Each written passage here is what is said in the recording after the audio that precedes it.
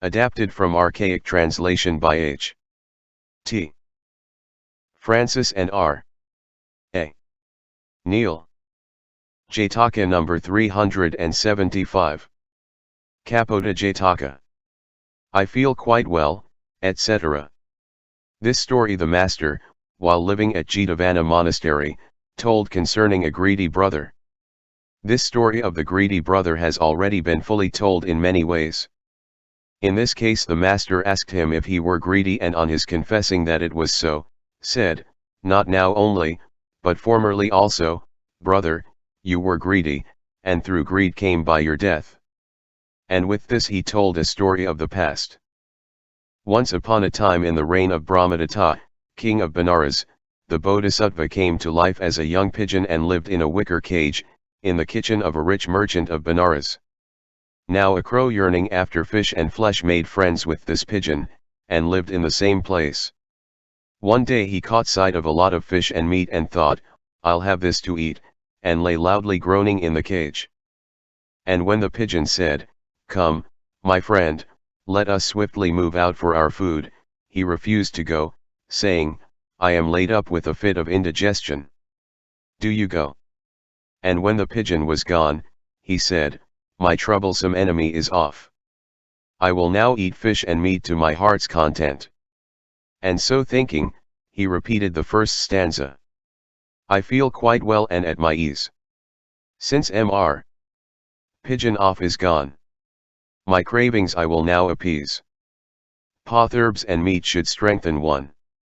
So when the cook who was roasting the fish and meat came out of the kitchen, wiping away streams of sweat from his person, the crow hopped out of his basket and hid himself in a basin of spices.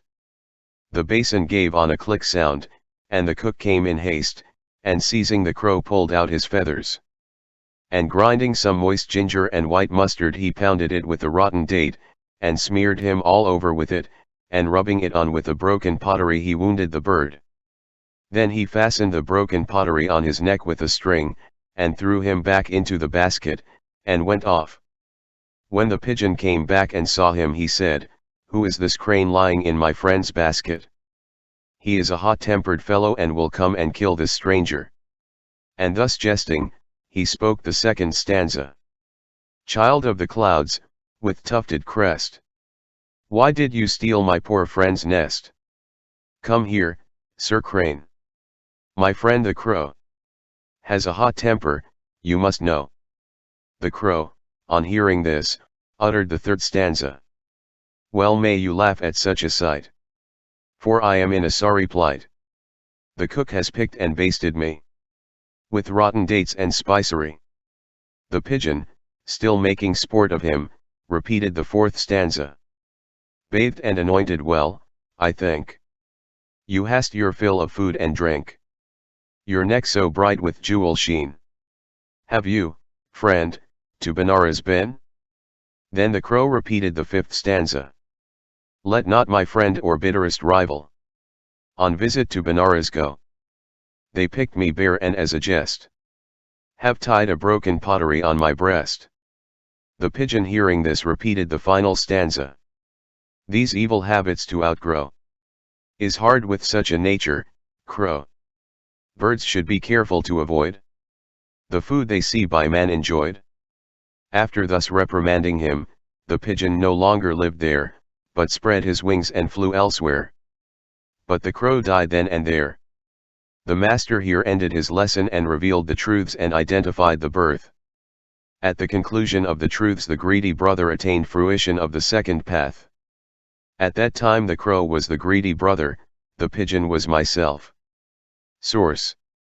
Adapted from archaic translation by H. T. Francis and R. A. Neil. Jataka number 376.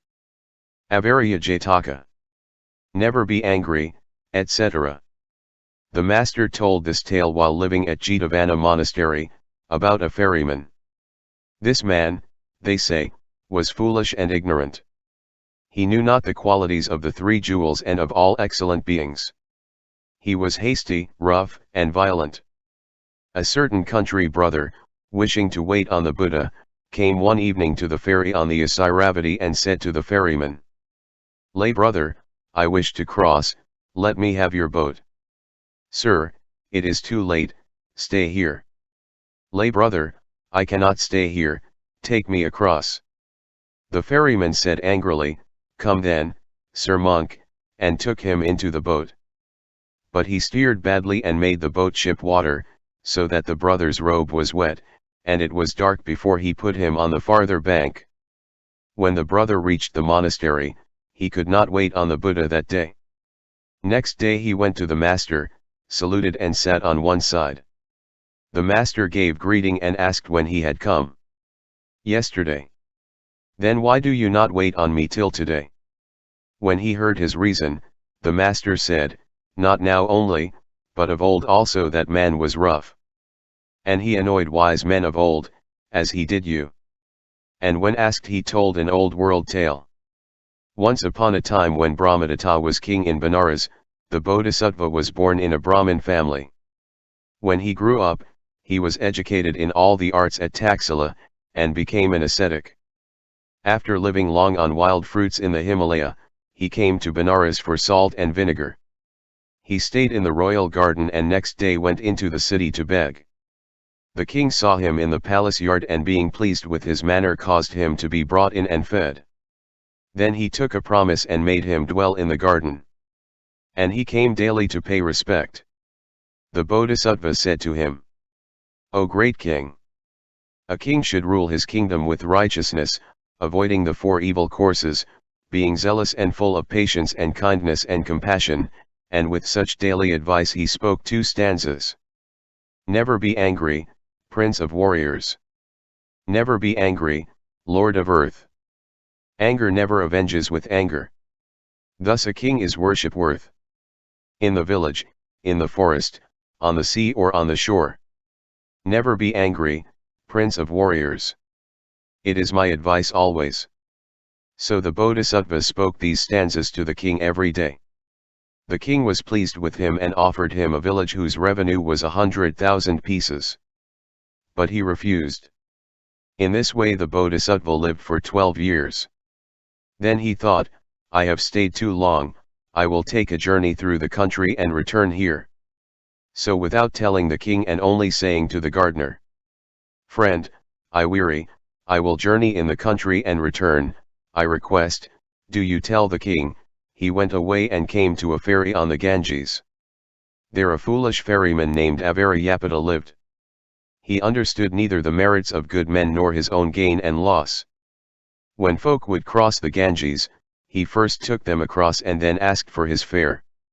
When they gave him none, he quarreled with them, getting much abuse and blows but little gain, so blind a fool was he. Concerning him, the master in his perfect wisdom spoke the 3rd stanza. The father of Avāriya, his boats on Ganges wave. He ferries first the folk across, and then his fare he'll crave. And that is why he earns but dispute. A thriftless, luckless, dishonest. The Bodhisattva came to this ferryman and said, "Friend, take me to the other bank." He said, "Priest, what fare will you pay me?" "Friend, I will tell you how to increase your wealth, your welfare, and your virtue."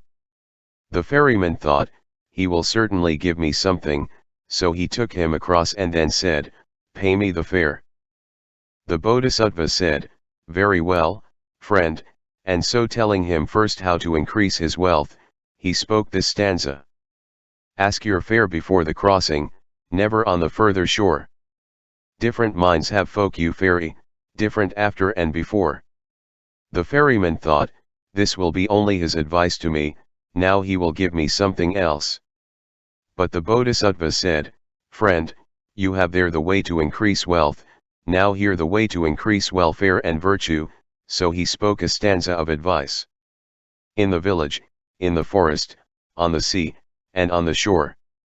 Never be angry, my good boatman. It is my advice always. So having told him the way to increase welfare and virtue, he said, "There you have the way to increase welfare, and the way to increase virtue." Then that stupid one, not understanding his advice as anything, said, "Priest, is that what you give me as my fare?" "Yes, friend." "I have no use for it, give me something else." "Friend, except that I have nothing else." "Then why did you go on my boat?" He said, and threw the ascetic down on the bank, sitting on his chest and striking his mouth. The master said, "So you see that when the ascetic gave this advice to the king he got the boon of a village, and when he gave the same advice to a stupid ferryman he got a blow in the mouth. Therefore when one gives this advice it must be given to suitable people, not to unsuitable," and so in his perfect wisdom he then spoke a stanza. For advice good the king gave the revenue of a town. The boatman for the same advice has knocked the giver down. As the man was striking the priest, his wife came with his rice, and seeing the ascetic, she said, "Husband, this is an ascetic of the king's court, do not strike him." He was angry, and saying, "You forbid me to strike this false priest." He sprang up and struck her down. The plate of rice fell and broke, and the fruit of her womb miscarried.